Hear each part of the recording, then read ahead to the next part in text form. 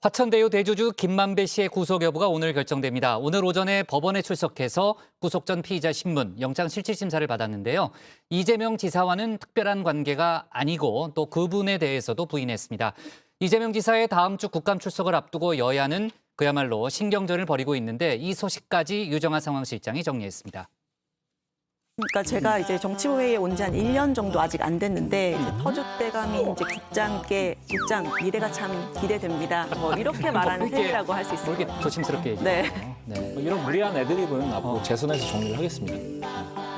후배 아니에요? 동기로서 이제 정치부에 들어온 건 같이 동기로 들어왔잖아요. 후배잖아요, 근데 회사는. 근데 후배는 맞잖아요.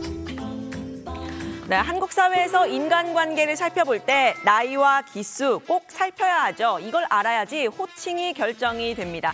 다정회 운영진들 관계를 좀 살펴보면요. 이 국장, 조멘토, 박마커, 신체커, 백반장 순입니다. 다정회에 같이 오긴 했지만 박마커가 저를 부르는 호칭은 선배입니다. 누나도 안 되죠. 예, 박마커는 제가 응징을 좀 해야 할 것 같고요. 대장동 의혹의 키맨들은요, 이제 모두 모습을 드러냈습니다. 평소에는 형, 동생 혹은 우리 후배 뭐 이렇게 부르는 사이였다고들 하는데 검찰 수사에 직면한 지금은 잔뜩 날이 선 상태로 서로를 겨냥하고 있는 모습입니다. 화천대유 대주주 김만배 씨는 정영학 회계사에게 동업자 저승사자라고 이야기를 했고요. 정 회계사와 동업관계인 남욱 변호사는 김만배 씨는 거짓말쟁이라고 이야기를 했습니다. 저는 한 번도 정영학 씨와 진실된 대화를 나눠본 적이 없어요. 왜냐하면 정영학 씨가 과거에 이 구사업자 이 구속되는 일에도 적극 그 역할을 했고 그래서 언젠가 계속 이런 일이 있을 거라고 생각했기 때문에 한 번도 사실대로 정영학 씨와 진실된 대화를 나눈 적이 없습니다. 녹취록이 있다니까 녹취록 얘기가 맞는 건지 김만배 회장이 허언을 했다. 근데 솔직히 김만배 회장이 거짓말을 진짜 많이 하긴 하거든요. 네, 이 대장동 패밀리들의 드러난 관계들을 좀 살펴보면요. 김만배 씨와 유동규 전 본부장, 검찰은 뇌물을 주고받은 사이라고 보고 있습니다. 남욱 변호사와 정영학 회계사 그리고 정민용 변호사는 대립하는 그런 관계인데요. 350억 로비 자금 등 돈 문제를 가지고 갈등을 빚고 있었죠. 녹취록과 자술서 제출의 배경이 되기도 했습니다. 이 세 사람은 천화동인의 실소유주가 유 전 본부장 혹은 그분이라는 같은 맥락의 말을 하고 있는 상태인데요. 특히 남 변호사는 어제 뉴스룸과의 인터뷰에서 김 씨가 운영한 화천대유의 고문단과 퇴직금 50억 이해가 안 된다고 말을 했습니다. 저도 이번 기사를 보고 솔직히 이건 좀 뜨악했습니다. 왜 저분이 굳이 고문 취업이 안 돼서 직원으로 계약해가면서까지 솔직히 이런 것들이 자꾸 쌓이면서 의혹들이 자꾸 생기고 이런 사달이 난 게 아닌가 생각하고 있습니다. 저도 상식적이지 않다고 생각하고 있습니다. 네, 대장동 의혹 수사 오늘 갈림길에 섰습니다. 배임과 뇌물공여, 횡령 혐의를 받는 김만배 씨의 구속 여부가 가려지기 때문인데요. 만약에 구속이 된다면 이 천문학적 액수들이죠. 이 1,100억대의 배임 혐의, 750억의 뇌물 혐의 등에 대한 수사가 탄력을 받을 겁니다. 반면에 구속이 안 되면요. 검찰의 수사 일정에 차질이 생길 수가 있겠죠. 법원에 출석한 김 씨는 오늘도 모든 혐의를 부인했습니다. 그 영장에 횡령, 배임, 뇌물 공여 혐의 이렇게 세 가지 적시도 했는데요. 전부 다 부인하시는 거예요? 네, 부인하고 있습니다. 사실이 아닙니다. 녹취록 신빙성 문제 계속 제기하셨는데 오늘도 다투실 거예요? 네. 네, 김 씨는 이 검찰이 주된 근거로 삼고 있는 정영학 녹취록의 신빙성 흔들기 전략을 쓰고 있습니다. 의도적으로 녹취, 편집이 돼서 오염된 증거라는 주장이죠. 검찰 수사에서는 이 맥락 전체를 알아야 하니까 녹취록 전체를 들려달라 이렇게 요청을 했지만 거부가 됐죠. 방어권이 보장되지 않았다는 논리를 펴고 있습니다. 김 씨는 오늘 다시 그분 발언을 번복을 했는데요. 천화동인 1호의 실소유주 얘긴데 주인은 본인이다라고 다시 한번 이야기를 했습니다. 뭐 맥락을 들어봐야 아는데 그때 이런 얘기 저런 얘기 했기 때문에 기억이 나지 않습니다. 그리고 사실 그런 분은 없습니다. 주인은 제가 주인입니다. 네, 이재명 지사와의 관계에 대해서도 답변을 했는데요. 인터뷰를 하러 한 번 만났을 뿐 특별한 관계가 없다라고 한 겁니다. 앞서 오늘 중앙일보 인터뷰에서는 2014년 7월에 인터뷰를 한 번 한 이후에 한 번도 만난 적이 없다고도 밝혔습니다. 정치 성향상 이 지사와 케미가 맞는 사람이 아니라고도 했는데요. 이 지사와는 명백히 선을 긋는 모습입니다. 나는 이재명 시장과 그렇게 케미가 맞는 사람이 아니다. 반대로 내가 물어보자. 만일 이재명 시장이 우릴 봐주려고 했으면 단순하게 민영 개발을 하게 해서 떼돈 벌도록 하고 진짜 뇌물을 받으면 되지. 왜 어렵게 민관 합동 개발을 했겠나. 네, 지금까지 밝혀진 화천대유의 돈이 확실히 흘러간 곳은 바로 여기입니다. 곽상도 의원의 아들 퇴직금 50억, 그리고 박영수 전 특검의 친척이라고 하죠. 그분이 이모 씨가 운영하는 분양 대행업체에 간 100억입니다. 검찰이 박 전 특검이 이 업체에서 금품을 받은 단서를 확보해서 수사 중이라는 사실이 오늘 새롭게 알려졌는데요. 박 전 특검은 이른바 50억 클럽 중 한 명이죠. 본인은 화천대유의 고문으로 수임료를 받고 다른 직원으로 대장동 아파트를 분양받았죠. 김만배, 유동규, 정영학 등의 대화에서 50억 원씩 주기로 한 6명의 이름이 나옵니다. 권순일, 박영수, 곽상도, 김수남, 최재경, 그리고 홍모 씨입니다. 또한 50억 원은 아니나 성남시의회 의장과 시의원에게도 로비 자금이 뿌려졌다는 내용도 들어있습니다.